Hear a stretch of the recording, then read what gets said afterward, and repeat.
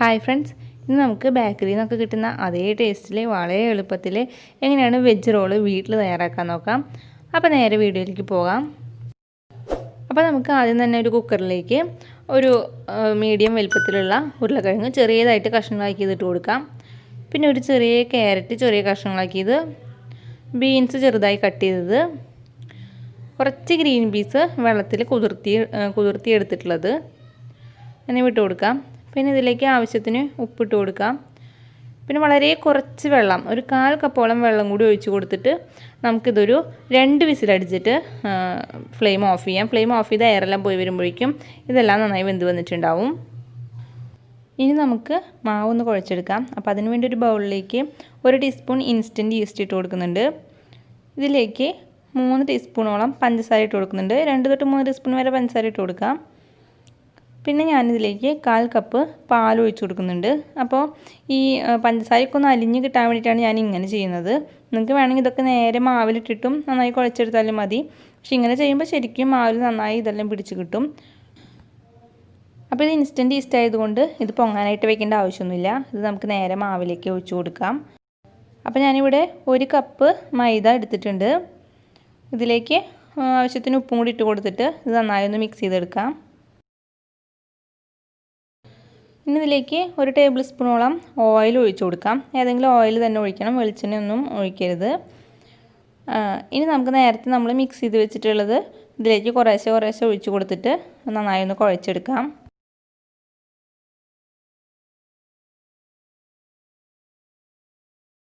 അപ്പോൾ ഇത് കുഴച്ചെടുക്കാനായിട്ട് കുറച്ചും കൂടി വെള്ളത്തിൻ്റെ ആവശ്യമുണ്ട്. അപ്പോൾ നിങ്ങൾക്ക് വേണമെങ്കിൽ വെള്ളം എടുക്കാം, അല്ലെങ്കിൽ പാൽ തന്നെ എടുത്താലും മതി. നമുക്ക് നല്ല സോഫ്റ്റായിട്ട് ഇതൊന്ന് കുഴച്ചെടുക്കാം. അപ്പോൾ കൗണ്ടർ ടോപ്പിലിട്ട് കുഴച്ചെടുക്കുകയാണെന്നുണ്ടെങ്കിൽ നമുക്ക് നല്ല സോഫ്റ്റായിട്ട് കുഴച്ചെടുക്കാനായിട്ട് പറ്റും. അപ്പോൾ കൗണ്ടർ ടോപ്പിൽ ചെറുതായി കൊട്ടിപ്പിടിക്കുന്ന പോലെ തോന്നുന്നുണ്ടെങ്കിൽ കുറച്ച് ഓയിലൊന്ന് തടവി കൊടുത്തിട്ട് നന്നായി കുഴച്ചെടുത്താലും മതി. ഇപ്പോൾ നല്ല സോഫ്റ്റായിട്ട് കുഴച്ചെടുത്തിട്ടുണ്ട്. ഇനി നമുക്കിത് ബൗളിൽ വെച്ചിട്ട് കുറച്ച് ഓയിലൊന്ന് ഇതിൻ്റെ മേലൊന്ന് തടവി കൊടുക്കാം. അതിനുശേഷം അടച്ചു വെച്ച് ഒരു 2 മണിക്കൂർ ഇത് മാറ്റി വയ്ക്കുക, നന്നായി ഒന്ന് പൊങ്ങി വരാൻ വേണ്ടിയിട്ട്. അപ്പോൾ മാവ് പൊങ്ങി വരുന്ന നേരം കൊണ്ട് നമുക്ക് ഇതിലേക്ക് ആവശ്യമായിട്ടുള്ള മസാല തയ്യാറാക്കാം. അപ്പോൾ അതിന് വേണ്ടി ഒരു പാനിൽ കുറച്ച് ഓയിൽ ഒഴിച്ച് കൊടുക്കാം.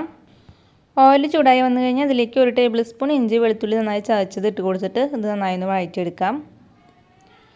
ഇഞ്ചി വെളുത്തുള്ളി ഒന്ന് വഴറ്റി വന്നു കഴിഞ്ഞാൽ നമുക്കിതിലേക്ക് ഒരു മീഡിയം സൈസുള്ള സവാള ചെറുതായി അരിഞ്ഞത് ഇട്ട് കൊടുത്തിട്ട് സവാള ഒന്ന് വഴറ്റിയെടുക്കാം.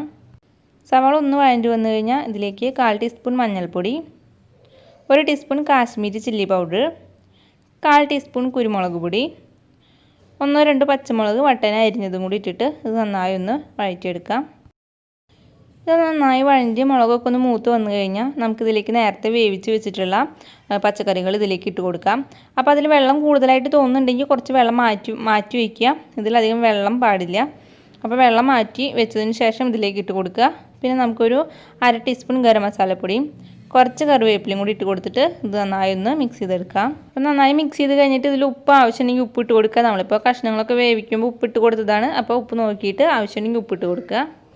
അവസാനമായി ഈ മസാലയൊക്കെ ഒന്ന് സെറ്റായി വരാൻ വേണ്ടിയിട്ട് 1/4 ടീസ്പൂൺ പഞ്ചസാരയും കൂടി ഇട്ട് കൊടുത്തിട്ട് ഒന്ന് നന്നായി ഒന്ന് മിക്സ് ചെയ്ത് കഴിഞ്ഞാൽ നമ്മുടെ വെജ് റോളിന് ആവശ്യമായിട്ടുള്ള മസാല ഇവിടെ റെഡി ആയിട്ടുണ്ട്. ഇപ്പോൾ മാവ് ഇവിടെ കുറച്ച് പൊങ്ങി വന്നിട്ടുണ്ട്. നമുക്കിനി ഇത് ഒന്നും കൂടി ഒന്ന് കുഴച്ചെടുക്കാം. അതിനുശേഷം ഞാനിവിടെ ഇത് 4 ബോളുകളാക്കി എടുക്കുന്നുണ്ട്. അതിനുശേഷം നമുക്ക് കൗണ്ടർ ടോപ്പിൽ കുറച്ചൊന്ന് ഓയിൽ പരട്ടി കൊടുക്കാം. അതേപോലെ നമ്മൾ പരത്തുന്ന കോലുമയും കുറച്ചൊന്ന് ഓയിൽ പരട്ടി കൊടുക്കുക. അതിനുശേഷം നമുക്ക് ഇതൊന്ന് പരത്തിയെടുക്കാം. അപ്പോൾ നല്ല വട്ടൻ തന്നെ പരത്തണമെന്നൊന്നുമില്ല, കുറച്ച് നീളനായിട്ടൊന്ന് പരത്തിയെടുക്കുക. അപ്പോൾ ഈ ഒരു വലുപ്പത്തിൽ പരത്തിയെടുക്കുക. അതിനുശേഷം നമുക്ക് ഇതിലേക്ക് നമ്മൾ നേരത്തെ തയ്യാറാക്കി വെച്ചിട്ടുള്ള മസാല കുറച്ചിട്ട് കൊടുക്കാം. അതിനുശേഷം നന്നായി ഒന്ന് റോൾ ചെയ്തെടുക്കാം. അപ്പോൾ 4 എണ്ണം ഞാൻ റോൾ ചെയ്തെടുത്ത് കഴിഞ്ഞിട്ടുണ്ട്. ഇനി നമുക്ക് ഒരു ബൗളിൽ ഒരു 3 ടേബിൾ സ്പൂണോളം മൈദ ഇട്ട് കൊടുക്കാം.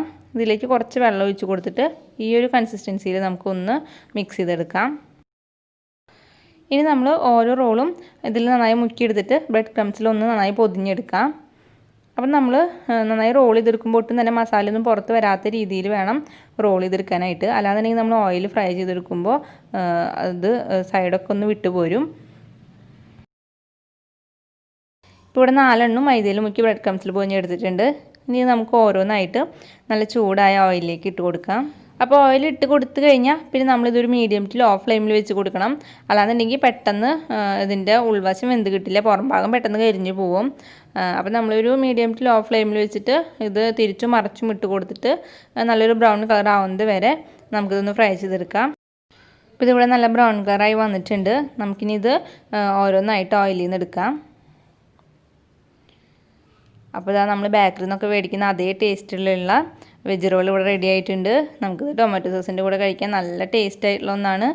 അപ്പോൾ ഈ വീഡിയോ ഇഷ്ടപ്പെട്ടാൽ നിങ്ങൾ ഇതുപോലെ ഒന്ന് ട്രൈ ചെയ്ത് നോക്കിയിട്ട് നിങ്ങളുടെ അഭിപ്രായങ്ങൾ തന്നെ കമൻസ് ആയിട്ട് അറിയിക്കുക. പിന്നെ ഈ വീഡിയോ ഇഷ്ടപ്പെട്ടാൽ ലൈക്ക് ചെയ്യാനും ഷെയർ ചെയ്യാനും മറക്കരുത്.